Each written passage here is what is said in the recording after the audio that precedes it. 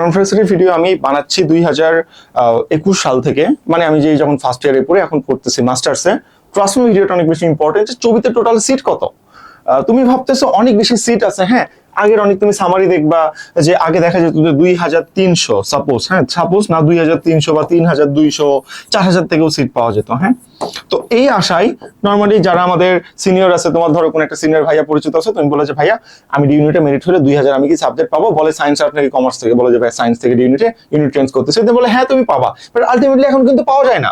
হ্যাঁ, তুমি যখন সিটের ধারণাটা জানবা যে ভার্সিটির সিট কত, তখন বুঝতে পারবা যে তোমার কত মেরিটের মধ্যে থাকতে হবে এবং কত মার্ক পেলে তুমি সেফ জোনে থাকবা। এটা যদি আগে থেকেই জানো, তাহলে পরীক্ষা হলে যখন যাবা একটা সেফটি কাজ করবে না? বলো, 100% কাজ করবে।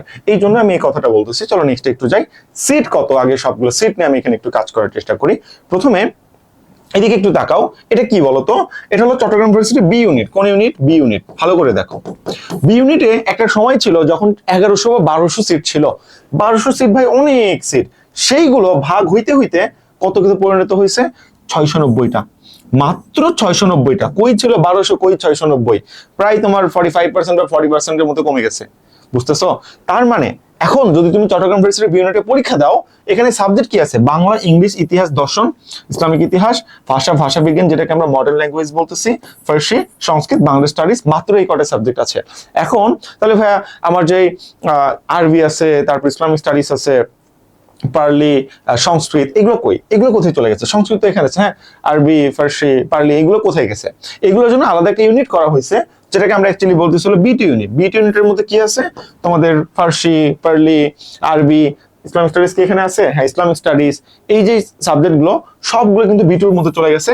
সেখানে প্রায় 300টার মতো সিট সেখানে রিজার্ভ হয়ে গেছে। মানে এই 1011-1100-এর মধ্যে থেকে 300 সিট শেষ, ওইদিকে চলে গেছে। আবার বি ওয়ান আগে থেকেই ছিল। বি ওয়ানকে আমরা ফাইন আর্টস ইউনিট বলি, যেখানে তোমাদের ওই যে ড্রয়িং, মিউজিক, নাটক, ড্রামা, এগুলো তোমাদের একটা প্রফেশনাল শিক্ষা দেওয়া হয় তোমাদের, নাট্য করার জন্য, ড্রয়িং শেখার জন্য, মিউজিক শেখার জন্য।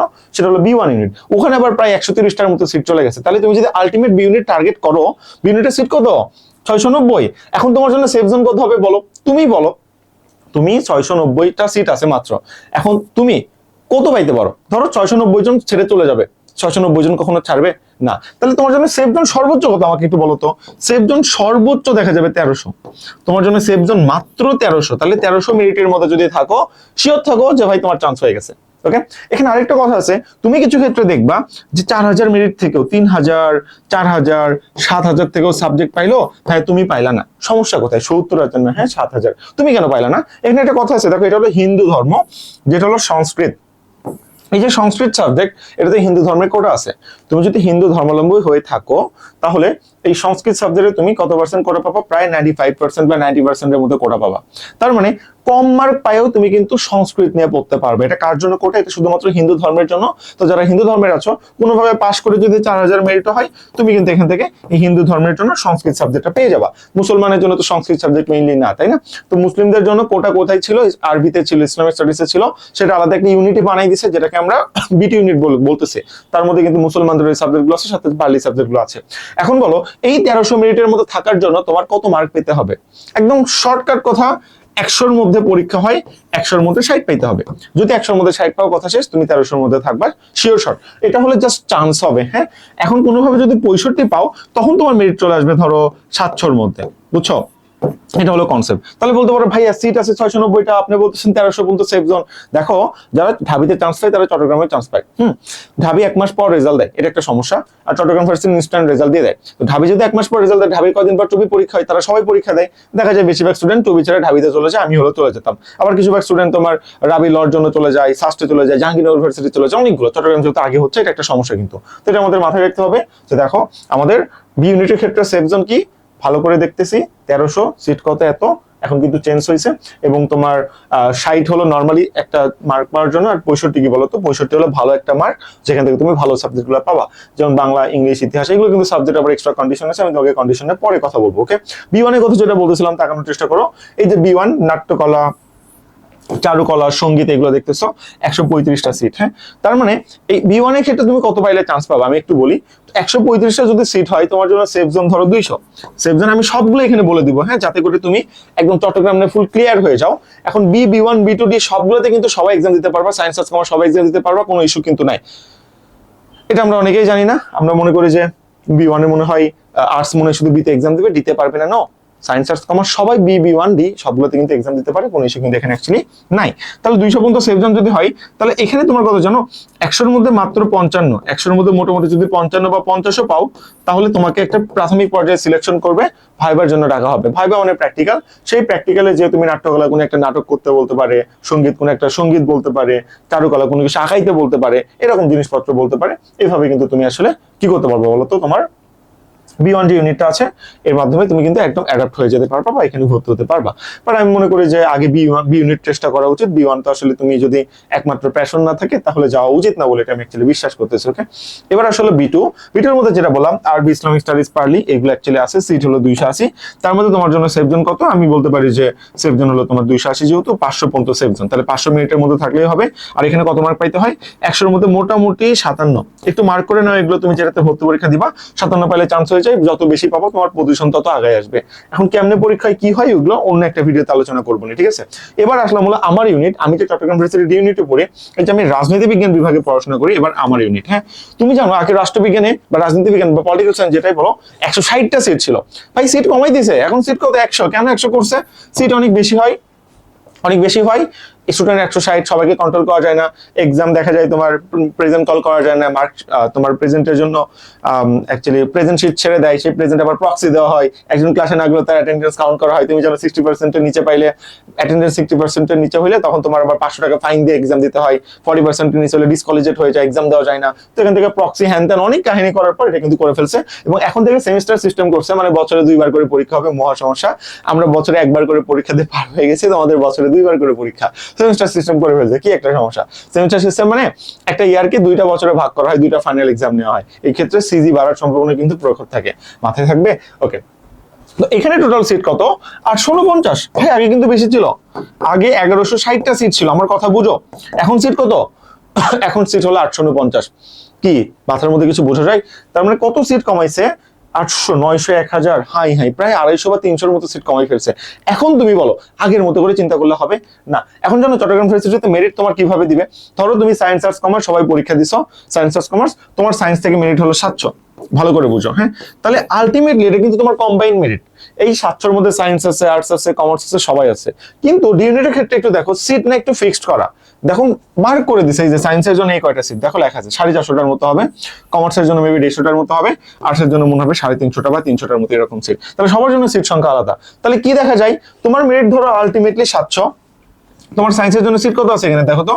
আমি দেখতেছি ভাই এখানে 450টার মতো সিট আছে, সাপোজ 400টা সিট আছে, আমি গুনিনি, এরকমই হবে অ্যাকচুয়ালি। এখন তোমার মেরিট কত, তোমার মেরিট ধরো 1200। তারপরে তুমি সাবজেক্ট পাবা। কেন সাবজেক্ট পাবা বলো তো? কারণ ভাই এই 1200 তো শুধু সায়েন্সের আলাদা মেরিট না, এই 1200-র মধ্যে সায়েন্স আর্টস কমার্স সবাই আছে, তাই তো? তো তোমার এখন গুনতে হবে যে 1200-র মধ্যে সায়েন্স কতগুলো। দেখা যাবে 1200-র মধ্যে যদি সায়েন্স হয় ধরো মাত্র কত, 1200 জনের মধ্যে সায়েন্স হলো তোমার ধরো 700 জন, সাপোজ 700 জন, সাপোজ, আমি জানি না কত, এটা তো আগে থেকে জানা যায় না, তাই না? তো সায়েন্সের সিট কত, 450। তাহলে তুমি বলো সায়েন্স থেকে তোমার মেরিট যদি 1200 হয়, তাহলে তুমি কত দূর পর্যন্ত সাবজেক্ট পাবা, একটু চিন্তা করে বলো। তুমি কি সাবজেক্ট পাবা?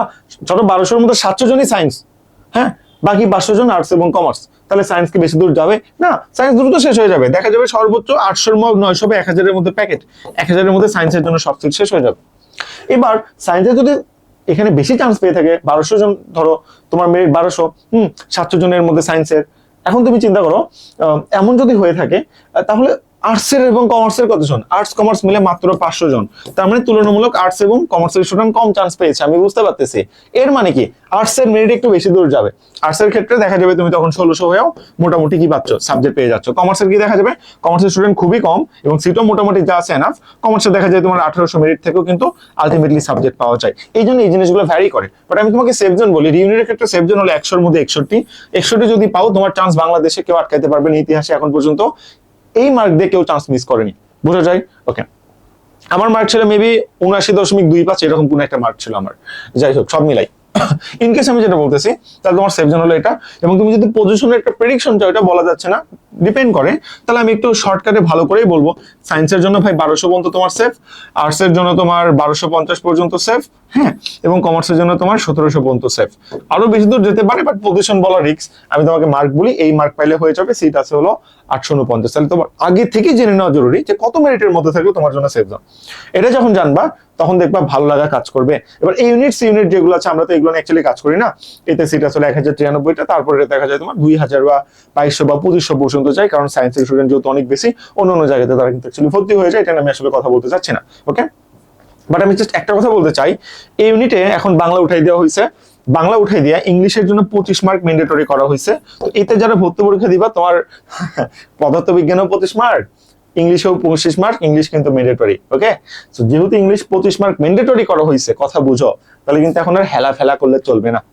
এখন ইংলিশ ভালো একটা প্রিপারেশন নিতে হবে। এই ইংলিশের জন্য কিন্তু তুমি চান্স মিস করতে পারো, ফেলও করতে পারো, কারণ চট্টগ্রাম ভার্সিটিতে প্রতিটা ইউনিটে আমরা জানি নেগেটিভ মার্ক 12 থেকে কাটা হয়, বাট সাবজেক্ট ওয়াইজ পাস করতে হয়। এগুলো নিয়ে বিস্তারিত আমি অন্যদিন আলোচনা করছি, আজকে আর করবো না। কমার্সের জন্য সিট 510টা, কি না কি আমি এগুলো তোমাকে কিন্তু অলরেডি বুঝাই দিছি।